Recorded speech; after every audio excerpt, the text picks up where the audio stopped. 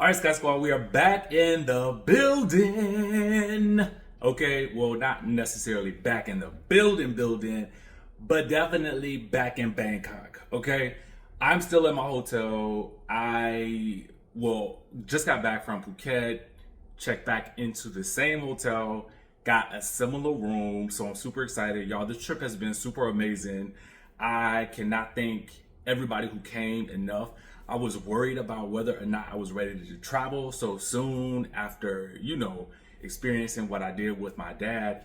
But honestly, I gotta tell y'all, this was probably the best thing for me was being on this trip. My sister was here and people from the first trip came on this trip. There were new people and it was just a ball. I'm trying to process my favorite day. It was probably one of the days the day on the boat. But if you guys haven't followed my vlog channel, please definitely go tap into that. I usually try to post every day. I've been trying to be really consistent on that channel as well because I'm really trying to grow it. So I would love it if you would follow me there. And if you are interested in a group trip, y'all, let me tell y'all something. This trip was life-changing. If you have never been to Thailand, this is your sign to go. Like literally, I'm looking out. I'm using the light from literally the sunlight coming in from the window. And the view is just spectacular. Not only that, but the people are just warm and friendly and nice. The culture is just, I can't really explain to you how at peace I feel here and how I could actually live here, to be honest with you. I'm not even joking with you.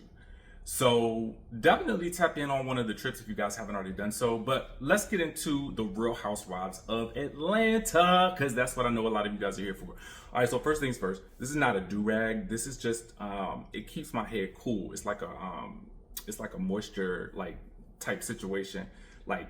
Cause it's so humid here, I will be sweating, okay? And I'm about to run back out right after I do this video. But let's get into what's going on with Atlanta. All right, so truth be told, I actually did this video already. I tried to do it a little earlier, but I couldn't really. All right, so let's get into Atlanta. That's what you came for. I know that's what you came for. Let's rate it on a scale of 1 to 10, okay? I am curious what you guys will say about this. I personally am gonna rate it a 10 out of 10 for me. And the reason is because I actually want to watch it again. I thought it was intriguing. And I can't say it's a 10 out of 10 because it was just that good, but it was just that interesting to me. Because I was trying to figure out how they were going to make this season different. How it was going to be with Shamia sort of as the center peach, what the new ladies were gonna give, what would happen with Kenya, the whole situation with Drew and Porsha and how that falls out. I didn't realize Dennis was gonna be such a big part of the first episode, and I don't know how much of the season.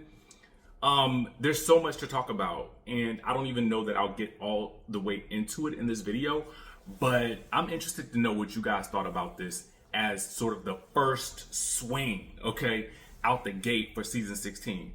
I'm satisfied with it. But not without some notes. Not without some notes. I got some show notes for you, okay? So we're gonna get into it. Now, for those of you guys who have not seen the episode, of course, this is going to be a spoiler video, so prepare to be spoiled. All right, so let's get into, first things first, the cast and the newness of the franchise. You could tell they really made an effort. And I don't know if it was as a result of the Kenya situation or more about making this feel like a reboot. Now, what I will tell you is New York has been a great example of how to do a soft reboot and then how not to do a hard reboot, okay? New York, the Real Housewives of New York, I think they did it in season, 5 or 6, if I go back in my memory banks. And they chopped off half the cast and they left 3 of the older ladies who were already on the show. And then they brought in 3 new ladies, Heather, Aviva, and Carol. And it worked so well in terms of shifting the energy in, within that show. So to see them sort of do that same thing here, I think this was a good idea, to be honest with you. I think it was a great way to bring in a new Atlanta, but not leave the new girls in a position where they were having to figure it out, because that's what you have with the Real Housewives of New York now, where you kind of put these women in a new situation and you with an audience who has an expectation already, right? So we have an expectation of what Housewives is going to be. Each city, of course, has its different flavors, but the cast, we expect them to know what to do. We expect them to deliver, okay? That's just the way it is. We've been watching these for seasons now, so we have an expectation of being entertained in a specific type of way. And I know that a lot of people will feel a certain type of way about this new cast, well, the newer ladies, but I'm here for them, because what you can see in the episode, or what kind of becomes clear, is that I think that the most natural fit in this group, and the person that probably popped the most in this episode, was Kelly. Now, I don't know if that was because they actually gave her a proper intro package, but I would definitely say that she is the person who popped out the most to me in this episode, in terms of being, I'm going to give you my real energy, or at least what I assume is real. I'm going to give you my real opinions. I'm going to stir it up, and I'm going to stand on what I said. That's what we need. I like her story. I'm obviously, the things that she's gone through have been, sound rather not so amazing, but to see that she's persevered through those things, and that she is raising 4 girls. Is it 4 girls? Or at least 4 kids. Let me just say that. I can't even remember. I think it was 4 girls. But the fact that she's doing that, and she's just, and she's this successful, it's just like a lot that I felt like, okay, I like this a lot. I think we need to see a little bit more of Britt, because I feel like Britt, in my opinion, in this first episode, gave us the expectation of what a housewife is going to be. She checks all the boxes, but I feel like it was what I know about TV in general, and I'm going to go ahead and spoil something for you guys that don't know, is that when you are auditioning for something, usually the producer is like wanting a lot of energy out of you. And my general sense is that she may have been driven by the need for that energy, right? That housewife energy. But once I think we get into the episodes a bit more, and we see her package, and we see her sort of let her hair down, I want to see what type of energy she actually gives. Angela. Oh God. Angela, I don't know why. Maybe it was the wig of it all. I mean, does her husband know he's on TV? Cause I don't think he got the notes that she got, because she is all about her husband, and he don't know why she's all about him. I mean, it is almost given like, girl, why are you putting on so much? And your wig is lifting up. It's lifting up in the front. Who would say that to their wife while they know they're on camera? Like, that's why I say, does he know he's on? Does he know he's being filmed right now? Like, I'm gonna need y'all to be on one accord with the notes, okay? Because she's trying to give one thing, and he is like giving a whole different thing. And I just felt like, as your spouse, I mean, and that's just how you feel about her. I just feel like, at least big her up. I would never have been like, babe, your wig is lifting in a crowd of people. Like, I would have texted that to her. I would have pulled her over to the side, put it on my camera, put it on my phone, and then showed her via the screen and said, okay, that wig, okay. Ain't no way I would do that. That's crazy to me. That's crazy work. We do not see Ralph in this episode. I'm jumping right on along. We do see Drew, and we hear about her and Dennis. Let's get into that first of all, real quick, because that's also where we first see Kenya, is in the scene with Drew. And let's go ahead and address the elephant in the room. Kenya is not given a confessional.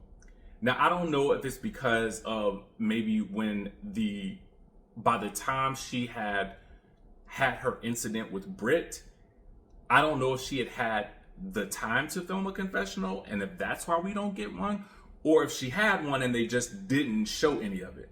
Because to have Kenya in a scene finding out that Drew is now working with Dennis and he has been her saving grace, you can get a reaction out of Kenya, like the shock that we all felt, but to see Kenya in a confessional would have taken this over the top.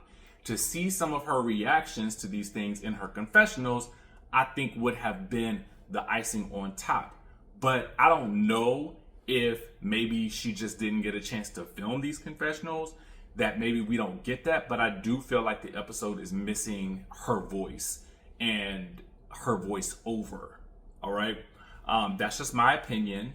And I think your enjoyment of the episode and the season will likely be contingent on whether or not you are a Kenya Moore superfan, or you don't like her at all, or you lie somewhere in the middle and are just completely objective.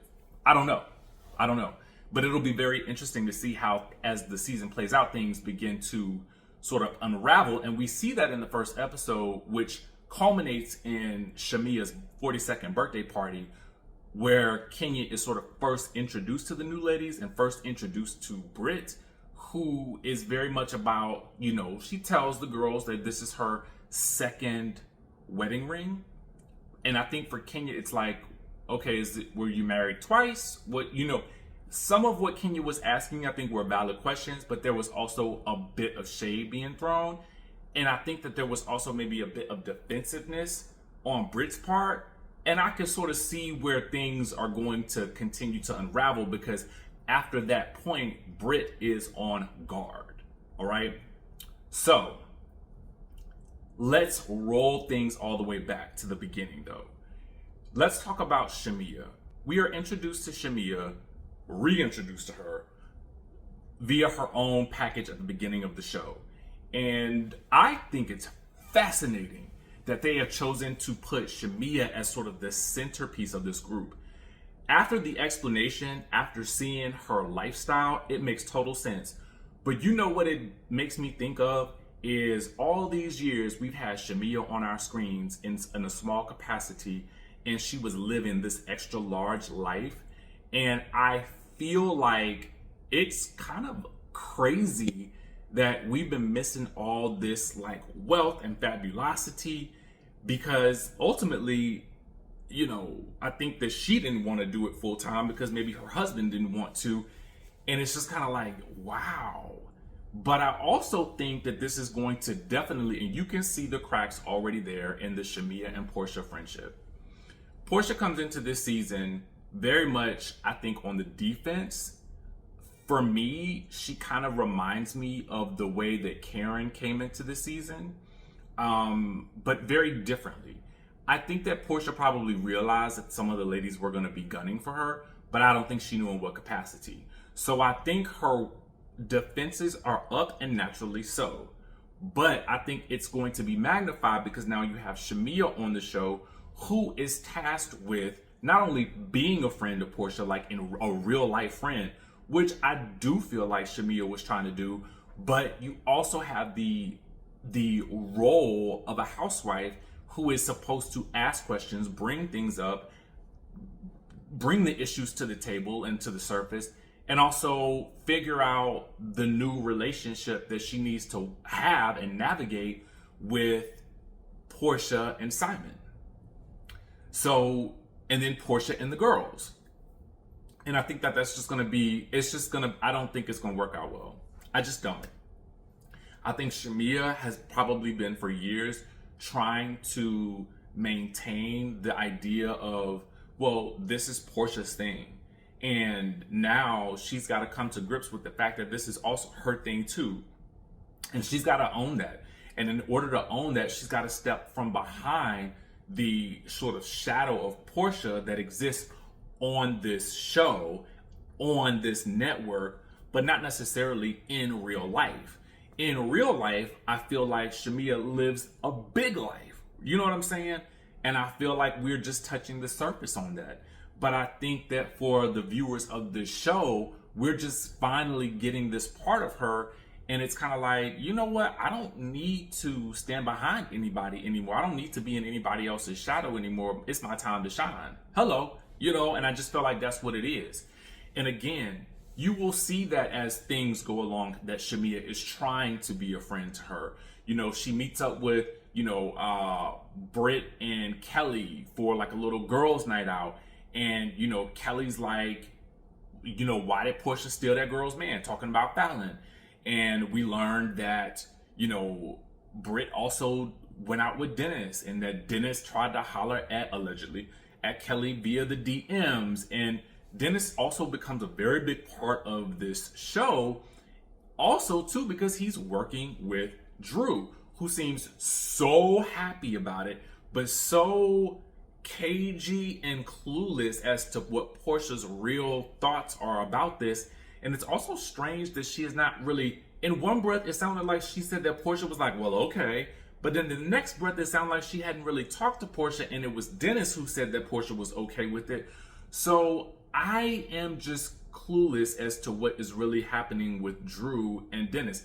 Outside of their working relationship, there are allegedly rumors that they were holding hands at her birthday party, for which no one else seemed to have gotten an invite for except for Dennis. And when she is confronted about it, she blames it on one of the assistants. Now remember, Drew has about 35 assistants. So I don't know if she's picking these people up from the Sonia Morgan Assistant Academy, but they not doing their job because they not getting the invites to her birthday parties. The only person getting the invites is Dennis. So that leaves Porsha to wonder, is Dennis the assistant?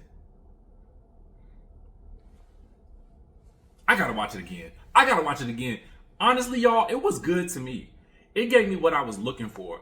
I needed some, I'm not gonna lie to y'all, I needed some fresh energy. When I left, for my trip, I was mentally drained from just, I think Married to Medicine, I just started to like really take a toll on me for some reason.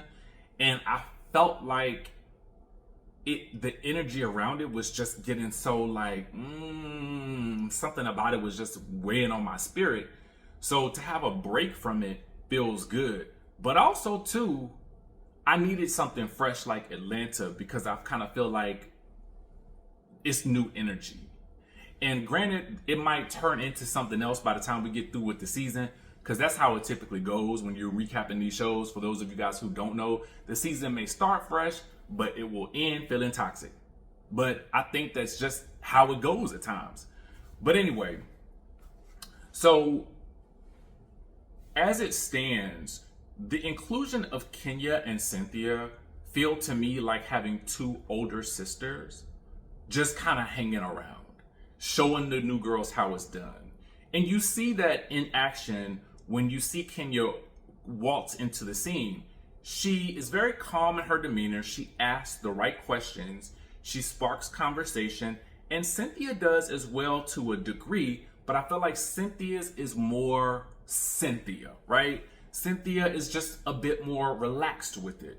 Whereas I feel like Kenya kind of comes in and she assesses and she knows what to do. She just gets to work, right? She asks the questions. She's curious. She's genuinely like, in it. And I did feel like I liked seeing that from her, and we were just missing her voice. Because it's crazy to have so much Cynthia, but not any of Kenya, who feels more like a guest on this show, sent in to sort of mentor the girls and then get taken out of it. I don't know what about Angela, this is random, what about Angela gives me a combination between Sheree and Karen Huger. I can't really tell you what it is. Maybe it's a combination of looks. I don't really know. Maybe it was the wig shift. There was some awkward energy there for her, but maybe she will settle into things a bit more. Again, for me, I feel like the new person that popped the most, I think we're outside of Shamea, obviously, who again, I think is the perfect lead for this show. And I know that some of you guys may not agree because you may be Porsha fans. But if I had to like just from looking at the show, y'all know I love Porsha. I do. But the energy she gave on the show in this episode, specifically showing up to Shamia's birthday event as Shamia is giving her speech about the car. And she's talking about the car that she just got from her man. You arrived during my speech? Girl, no. I mean, who knows what really happened? You know what I'm saying? Because it could have been a situation where she was held back by production. We don't know what it was. But what we do know is she shows up late. I would have been like, I'm not entering the scene while she's talking. That's just me, right? Because ultimately, the picture that is painting is one that Porsha looks like not such a good friend, and Shamia looks like the person who's trying to be the good friend. And I just don't think that either Portia's not aware that that's how she's coming across, or she didn't care that that's how she's coming across. I don't really know. But we'll see how things turn out. And listen, I think that Porsha has every right to feel defensive, but it's got to be a different energy with your BFF. Anything else that I needed to cover in the episode? Again, I think I need to watch it again because I just think that there was so much ground to cover. We caught up with in so many different ways. We're getting to know Shamia all over again. We are being introduced to Angela, to Britt, to Kelly, who all have their opinions, especially Kelly standing up and standing 10 toes down and how she feels about, Porsha and Fallon and Simon, because she also had some infidelity that she's dealt with in her previous marriage or something to that effect. So she's coming into this with her own thoughts and feelings. And you sort of see Britt trying to stand up for her, but it was almost like, I see what you're doing, Britt, but you ain't got quite there yet with like just sort of coming in and just sort of being like direct about what you got to say about, to stand up for your friend. So that kind of turned into a little bit of an awkward moment for me. But again, I'm willing to let these things settle in because these girls need time to breathe and to grow and to develop. But I am interested. I'm invested. And I gotta tell y'all a little something. I don't know why some of the production cuts gave me a little bit of Love and Hip Hop. Maybe that's because it felt like a music video. It's like a Love and Hip Hop mixed with Salt Lake City kind of edit. I ain't mad at it, but I'm just letting y'all know how I feel. All right. So anyway, let me know what you guys thought about the episode itself. Make sure you guys like and subscribe. I'm going to try to review Married to Medicine as well. Hopefully I can get a minute to really just dive into the episode and figure out how to review it with the time that I have. But with that being said, like I said, subscribe and I will catch y'all in the next video.